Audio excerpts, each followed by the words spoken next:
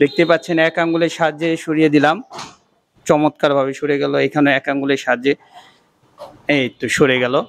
একটা লক আছে, এই গেটটা আসলে বাহিরের দিকে খুলে, তার জন্য আমরা একটা চায়না লক দিয়েছি। চায়না লকটা আমরা যখন এভাবে উঠিয়ে ফেলবো, এভাবে চমৎকারভাবে স্মুথলি এক আঙ্গুলের সাহায্যে খুলে যাবে। মাশাআল্লাহ, খুব চমৎকার। আরেকটা দেখেন, এই যে এক আঙ্গুল, এই যে উঠিয়ে দিলাম, মাশাআল্লাহ খুব চমৎকারভাবে সরে গেল। এই তো দেখুন, দেখতেই পাচ্ছেন আপনার পুরা জায়গাটা আপনি পেয়ে গেলেন। ও কমপ্লিট জায়গা যতটুকু ছিল ঠিক ততটুকু। এইখান দিয়ে আপনি অনায়াসে ভ্যান, হোন্ডা তো অবশ্যই যাবে, ছোটখাটো পিকআপ যাবে, সিএনজিও চলে যাবে। আপনার বাসার গ্যারেজে অনেক সময় বাইরে অতিথিরা প্রাইভেট কার আনে, গেট ছোট হওয়ার কারণে অনেক সময় ঢুকতে পারে না, কিংবা বড় হয় 2 পাল্লার কারণে ঠিক করে জায়গা পায় না। কিন্তু আমাদের এই গেটটি আপনি যতটুকু প্রয়োজন ঠিক ততটুকু পেয়ে যাবেন। এই গেটটার সাইজ হলো 7 ফুট বাই 7 ফুট। খুব চমৎকারভাবে প্রাইভেট কার, সিএনজি সবই চলে যাবে। আবার লাগিয়ে দেখাচ্ছি আমরা।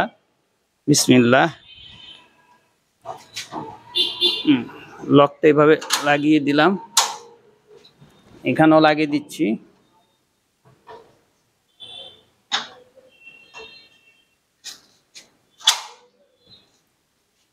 এই যে আবার লাগিয়ে দিচ্ছি।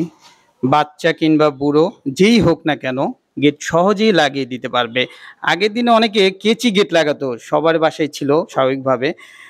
কেচি গেটটা এত টাইট হতো যে অনেক সময় বয়স্ক স্বাস্থ্যবান লোকও পারতো না।